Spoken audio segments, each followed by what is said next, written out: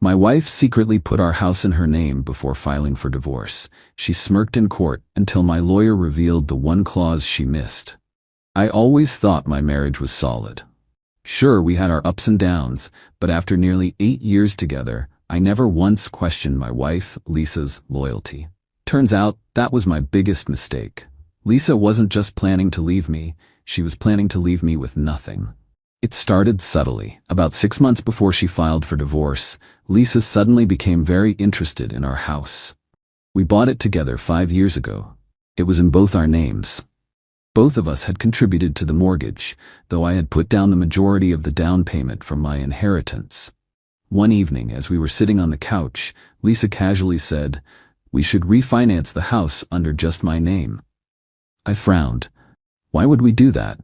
She gave me a perfectly rehearsed answer. "It'll be easier for us financially. I have a better credit score than you, so we can lower the interest rate." It sounded logical at first. She did have a slightly better credit score than me, and sure, lower interest rates meant lower payments. But something felt off. I pushed back. "But wouldn't that mean taking my name off the deed?" She waved it off, completely unbothered. "Oh, we can add it back later. It's just a technical thing. You trust me, right?" That last part, that was what made me pause. Because Lisa never talked like that. That was the moment I knew something wasn't right. I didn't argue with her. Instead, I told her, "Sure, let's look into it." And while she thought I was just going along with her plan, I was quietly consulting with a lawyer. My lawyer, Ethan, took one look at what she was trying to do and told me do not sign anything. So I didn't. But Lisa? She was 3 steps ahead. One day she came home and said, "Good news, I handled the refinance. You don't have to worry about it anymore." I played dumb. "Oh, did I need to sign anything?" She hesitated for just a second before shaking her head. "Nope, it was all digital. I took care of everything." That's when I knew. She had forged my signature. And worse, the house was now in her name alone. 2 months later, Lisa hit me with divorce papers.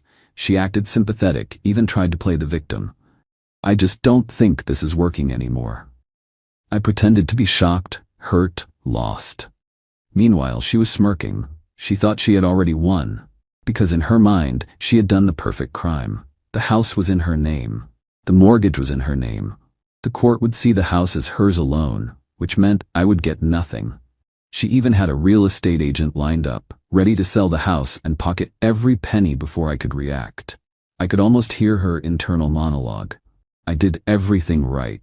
He won't fight back. He won't even know where to start." What she didn't know? I had already started, and she had made one fatal mistake. Lisa thought she had it in the bag.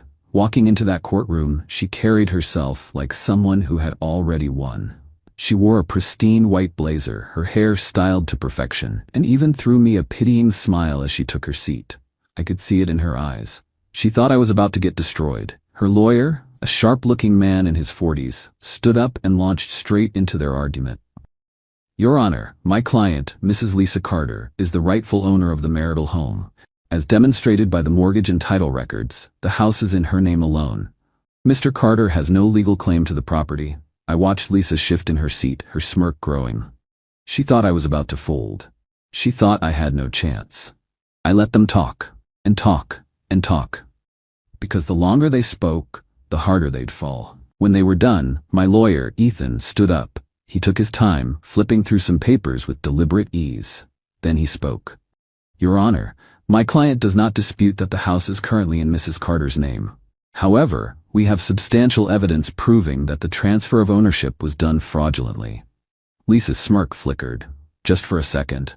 The judge, a serious-looking woman in her 50s, adjusted her glasses. "Fraudulently? Please elaborate." Ethan nodded and walked over to the evidence table. "Your Honor, we have obtained a forensic audit of the mortgage transfer." Then he pulled out the smoking gun. A copy of the mortgage transfer document, signed by both Lisa and me. "Except, I never signed it." Ethan continued. "My client never signed these documents. We have a forensic handwriting expert prepared to testify that his signature was forged." Lisa's entire body stiffened. Her lawyer shifted uncomfortably. "Objection, that's a serious allegation." The judge held up a hand. "I'd like to hear more." Ethan nodded and slid another file across the table. Additionally, Your Honor, we have records showing Mrs. Carter actively pursued this transfer without my client's knowledge, contacting the mortgage lender, submitting forged authorization forms, and even attempting to expedite the process to avoid his detection. I risked a glance at Lisa. Her face had completely drained of color. That smugness, that confidence, gone. She opened her mouth, probably to stammer out an excuse, but her lawyer spoke first. Your Honor, we need time to review this. The judge cut him off. I'm not finished. Then she turned back to Ethan. Continue. Ethan nodded and pulled out another file. Your Honor, not only did Mrs. Carter illegally transfer the house into her name, but she also violated the prenuptial agreement in doing so. Lisa whipped her head toward me. She forgot about the prenup. Ethan continued. Our prenuptial agreement clearly states that any major financial decisions regarding joint assets require both parties' written consent. This fraudulent transfer is not only illegal, but it also voids any claim Mrs. Carter has to spousal support, as per Section 4 of our agreement. Lisa's lawyer looked like he was about to have a stroke. Lisa? She looked completely wrecked. Because that meant not only was she losing the house, she was walking away with nothing. Lisa wasn't going to go down quietly. She leaned forward, her voice shaky but defiant. This is ridiculous. The house is in my name. The court will still rule in my favor. I finally spoke. Actually, Lisa, the court won't have to rule on anything. She turned to me, blinking. What? I let the silence stretch, let her squirm. Then I leaned in slightly. Because I'm suing you for mortgage fraud and financial damages. So even if you had won today, you'd be drowning in legal fees for the next 5 years. The courtroom was silent. You're bluffing, Ethan smirked. Actually, we've already filed the lawsuit. You should be getting served any moment now. And right on cue, the door opened. A court officer walked straight up to Lisa, and handed her an envelope. Lisa's hands shook as she opened it. Her eyes scanned the page. Then she snapped. You can't do this to me, she shrieked. I deserve that house. The judge slammed her gavel. Enough. Lisa immediately shrank in her seat. The judge took a deep breath before delivering the final verdict. Given the overwhelming evidence of fraud and contractual violation, the court finds in favor of Mr. Carter.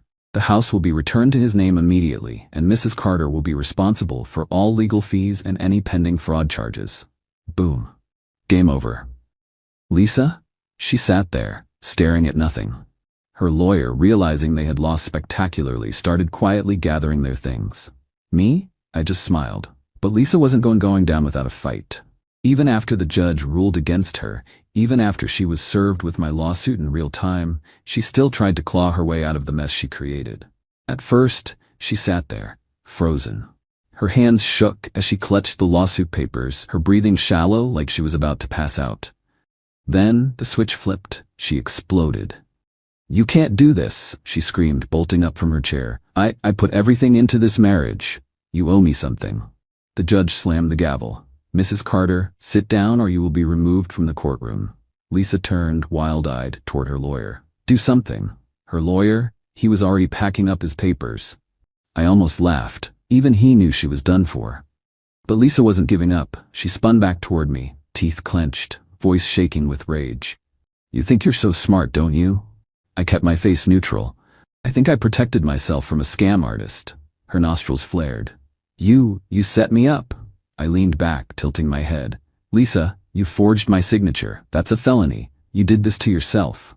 That's when I saw it, the exact moment she realized she was actually screwed. Up until now, Lisa thought this was just a bad divorce case gone wrong. She figured she'd lose the house, but move on. But financial fraud, forgery, a lawsuit that could leave her in debt for years, she hadn't planned for that. Lisa took a deep breath and switched tactics. Her voice softened. Her eyes glistened. Babe, please, she whispered. We don't have to do this. We were good together once. We can figure something out, right? Ah, the classic sweet talk my way out move. I almost admired the effort. Almost. I leaned forward, staring her dead in the eyes. Lisa, you spent months planning to screw me over. You don't get to play the loving wife now. Her expression twisted. You bastard. There she was. The real Lisa. The judge, who had been watching this disaster unfold with obvious irritation, sighed. Mrs. Carter, since you refuse to compose yourself, let me be clear. This case is settled. The property is to be immediately transferred back to Mr. Carter's name, and given the evidence of fraud, your financial claims are null and void. Lisa's face twisted into horror. Additionally, the judge continued, given the severity of this case, I will be forwarding the evidence of signature forgery to the district attorney's office. They will decide whether to pursue criminal charges. Dead silence. Lisa's mouth opened. No words came out. She had lost the house, the money, the power. And now, she might be facing actual criminal charges. Her lawyer stood up, clearing his throat. Your Honor, in light of this ruling and my client's behavior, I would like to formally withdraw from this case. Lisa whipped around. What? Mrs. Carter, he sighed. I can't represent someone who actively committed fraud. You're on your own. And with that, he walked out. Lisa? She stood there, trembling, completely, utterly alone. Lisa turned back to me, her eyes wide, her chest heaving like she was about to cry. You did this to me. You ruined my life. I stood up, slowly buttoning my jacket. No, Lisa, you ruined your own life. I just made sure you didn't ruin mine too. She let out a guttural scream and collapsed into her chair, sobbing. I didn't wait around to see what happened next. I just turned and walked out of the courtroom, and let the doors slam shut behind me. A few weeks later, Lisa tried to fight the fraud charges, but she had no case. She was found guilty and ordered to pay fines that wiped out her savings. Her dream of selling the house for profit? Gone. Her reputation? Destroyed. Her real estate agent refused to work with her, and even some of her friends cut ties. She lost everything because she was greedy enough to try and steal what was never hers. One day, I drove past the house that was legally mine again, and who did I see? Lisa. Dragging her last suitcase to a cheap rental across town. She glanced up, saw me sitting in my car. I rolled down my window. Nice place? Lisa, looks cozy. Then I drove off without looking back.